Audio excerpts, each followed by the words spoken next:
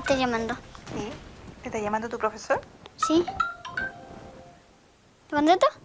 Ya, conteste. Un poquito más para mí.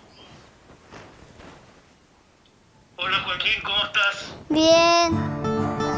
Joaquín hace así sus clases al menos una vez por semana. Lo que era impensado para él y su familia terminó por ocurrir este año. Por efecto de la pandemia, tuvo que aprender a leer, gracias a un profesor que vía teleconferencia se transformó en una pantalla parlante y educadora. Tú me puedes decir paso palabra y seguimos con la próxima, ¿ok? Ujú.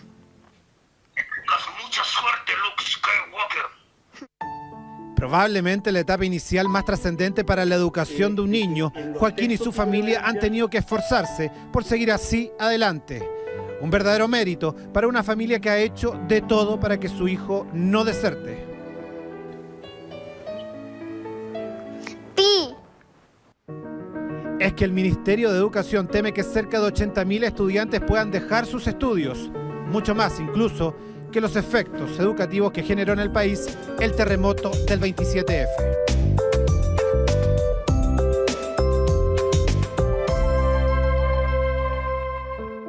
Bajo de Mena es un sector de Puente Alto en donde viven cerca de 30.000 familias, el 72% de ellas hacinadas, en donde una pequeña habitación la pueden compartir en la mayoría de los casos 3 e incluso más personas. En este sector del sur de la capital es que nos recibe Joaquín con su uniforme puesto, contento y muy inquieto por nuestra visita. Este año debía empezar a leer. Su familia se había preparado para un año especial y la pandemia pronto los obligó a dejar las clases. Recluidos en su casa, la incertidumbre era evidente, sobre todo las primeras semanas.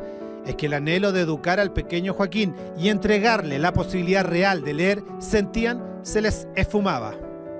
Teníamos el miedo de que Joaquín no aprendiera con este método a través de estas plataformas, Meet o en este caso WhatsApp, que el profesor es lo que ocupa. No estábamos muy esperanzados de que Joaquín fuera a aprender. No. ¿Y aprendió? Aprendió. Quedamos sorprendidos con mi esposo de ver a Joaquín, escucharlo leer. Pero el proceso no fue fácil. En marzo y en las primeras semanas de abril, la pandemia comenzaba a crecer y los alumnos desaparecían de este colegio, el colegio de Joaquín. Es que una cosa es querer hacer las clases por videollamadas. La otra, bien distinta, que parte de las familias que tienen a sus hijos en este colegio de la Fundación Noceal, inmerso en Bajo de Mena, tuvieran siquiera un teléfono para conectarse. Ahí empezó el temor real de la deserción. En abril y mayo veíamos que un porcentaje no menor de nuestros alumnos no estaba conectado.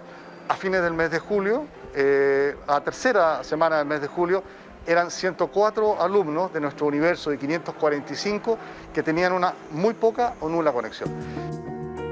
Ahí comenzaron los esfuerzos por saber qué pasaba y los escasos recursos que más de un 90% de las familias que acá educan a sus hijos golpeó a los directivos y profesores. Muchos no podían estudiar aunque quisieran.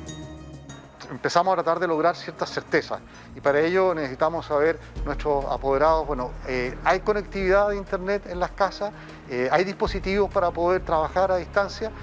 Hicimos una encuesta que nos sirvió para conocer ese primer dato y a fines de marzo de este año el 42% de nuestras familias tenía tablet o computadora en la casa, el resto simplemente el celular, que habitualmente era el celular que había en la casa de la mamá y por lo tanto cuando salía la mamá y iba a trabajar no había posibilidad de conectividad.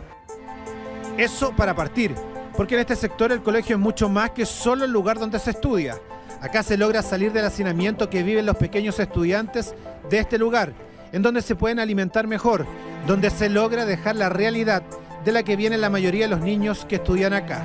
El colegio es mucho más que un lugar de desarrollo intelectual de los estudiantes, es el lugar donde están seguros físicamente, emocionalmente, además de desarrollo social y nutrición y todo eso.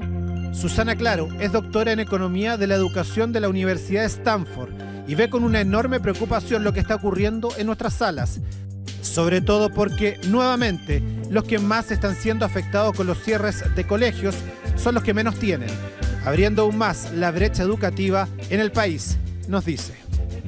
Hay un gran consenso en que es el gran riesgo de esto que se van a aumentar las brechas, no solo académicas por estar teniendo desiguales oportunidades en el aprendizaje, sino también brechas que se aumentan en miles de otras dimensiones, como en salud física, por no tener acceso a espacios donde estar desarrollándose físicamente, salud mental, por estar en lugares más confinados. Como decíamos, podrían incorporarse en un escenario muy negativo del orden de 80.000 nuevos niños y jóvenes que queden fuera del sistema. Y eso significa que podríamos prácticamente triplicar la tasa de deserción que hoy día tenemos. Y en los hechos significaría retroceder del orden de 10 años en materia de avance en prevención de la deserción y el abandono escolar. Estamos hablando de tasas de deserción mucho más altas que las que vimos luego del terremoto del año 2010.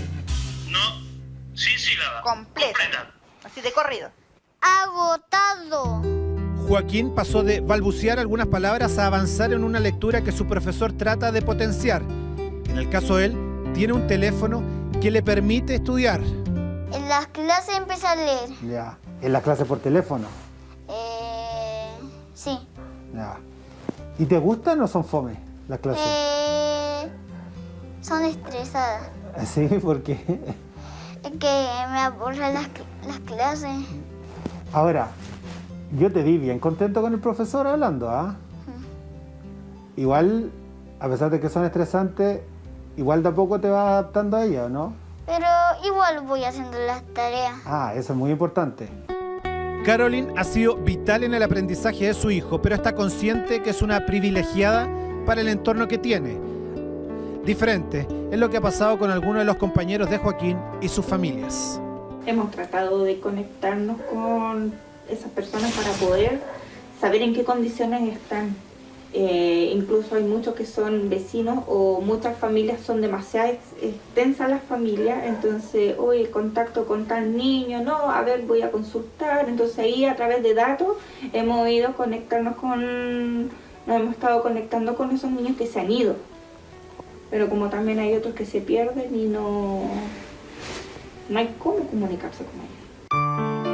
Susana Claro nos dice que hay experiencia adquirida de lo que ha ocurrido en el mundo tras cierres prolongados de escuelas, crisis que sin querer arrastran a comunidades escolares completas.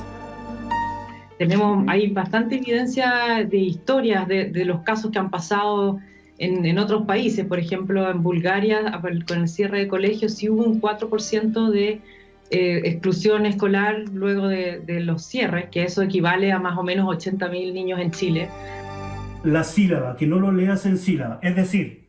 Mientras Joaquín ha ido aprendiendo, su profesor también, acostumbrado a interactuar de manera presencial con sus alumnos, tener que cambiar una sala por un computador fue un golpe fuerte. Yo muchas veces utilizaba el teléfono por vía WhatsApp, hicimos un grupo y nos conectábamos, yo las llamaba todos los días a todos los niños, con algunos me podía conectar, con otros no tenía esa posibilidad, pero con la gran mayoría empezamos a tener una cierta cercanía emocional. Nos ayudábamos mutuamente con la familia. Otro nexo que se creó pero que no viene a suplir realmente la necesidad de interactuar presencialmente con los niños. Ahí también se está perdiendo algo. Exacto, la relación, la conexión humana del docente es la principal herramienta de aprendizaje. Entonces ahora que solo tienen acceso a ellos una vez a la semana en el caso en las escuelas y establecimientos donde están haciendo el esfuerzo por mantener un contacto al menos semanal directo, se les va la mitad de sus herramientas para poder lograr el aprendizaje de los estudiantes. Ahí es que los esfuerzos se comienzan a multiplicar para llegar de la mejor forma a los niños, con todas las limitantes educacionales que ha impuesto la pandemia. Similar a lo que ocurre en Bajos de Mena, en Quilpué aumentó la creatividad y profesores como José han ocupado las redes y el lenguaje audiovisual para llegar de mejor forma a sus alumnos, sobre todo aquellos que son más pequeños y que viven con menores recursos. está esto de la pandemia, del coronavirus, ¿cierto? No se puede salir a la calle. Dije, no voy a molestar a mis apoderados, que vayan a la librería, ¿cierto? Y que gasten dinero que no tienen para comprar materiales. Entonces dije, mejor utilicemos material reciclado y ocupemos algunas didácticas, porque a los niños más pequeños les encanta trabajar con didáctica, crear material, y eso genera un aprendizaje más significativo también, y qué mejor que incluir a la familia. ¿Qué es lo que te ha gustado de la clase? Que él nos dé ánimo, que nos diga que siempre podemos. Estamos desarrollando mecanismos para poder acelerar la enseñanza de la lectura, reforzar el lenguaje y la lectura, tanto en primero como en segundo básico, para así tratar de evitar que queden con una brecha que luego sea muy difícil de superar. Ahí van a estar todos nuestros esfuerzos, en mitigar y luego en recuperar.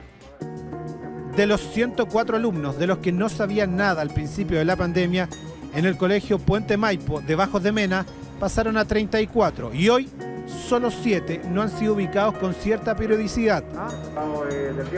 Consiguieron ayuda de una empresa para que les donaran chip e internet. Generaron una red y sienten que de a poco van dejando atrás el fantasma de la deserción. Pero están conscientes también de que queda aún la otra mitad del año. Así que volver a clase suma otra presión, y aunque la decisión es absolutamente sanitaria, Susana Claro nos dice que hay que abrirse a entender que las realidades en el país son todas muy distintas.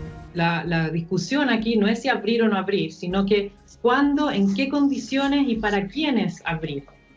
No todo Chile es Santiago, que a veces estamos discutiendo pensando en el nivel de contagio de Santiago, sino que hay que pensar que las realidades son muy distintas en todas a lo largo de Chile, y que el impacto negativo, el impacto en el futuro de muchos de los niños está siendo muy alto en algunos lugares. Si usted me pregunta hoy día, derechamente, en Santiago Centro, por ejemplo, ¿se puede volver a un régimen de clases presenciales? Ciertamente no, porque las condiciones sanitarias no lo permiten. ¿Se puede, por ejemplo, en alguna comuna de la región de Los Ríos, que está en el paso 4 de desconfinamiento? Sí, y de hecho ahí es donde se está trabajando bajo la lógica de la seguridad, la voluntariedad, la gradualidad. Ya tenemos del orden de 30 establecimientos que están abiertos. Ya estás aprendiendo a leer muy bien y te voy a dar tu nota. Mientras Joaquín sigue aprendiendo a leer de manera fluida y modulada, hay quienes han comenzado a dejar el colegio. Por lo tanto, tu nota es un 7. Te felicito. ¡Bravo! Muy 7. bien, muy buena tarea. Ya, profesor, muchas gracias. En una deserción que puede marcar la historia de la educación en Chile y, de paso, incrementar aún más las brechas entre quienes más tienen y los que menos.